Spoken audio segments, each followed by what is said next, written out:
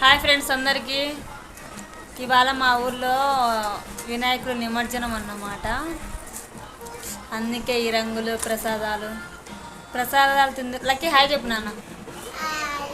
Kannayya hi చెప్పు. కన్నయ్య చెప్పు నాన్న నీట్గా. ఓకేనా. మా ఊర్లో 2 విగ్రహాలు పెట్టారు. ఇంకో విగ్రహం మళ్ళీ వస్తుంది. మళ్ళీ ఆ విగ్రహం వాళ్ళు మళ్ళీ పూస్తారు రంగులు. అందుకే స్నానం చేయలేదు. నా దేవుడు వచ్చిన తర్వాత స్నానం చేసేసి పిల్లల చేత హోంవర్క్ రాపిచ్చి రేపు పనికి పోతానో పోలేను నాయన. ఏమైనా రంగు నెత్తి నిండా ఉంది.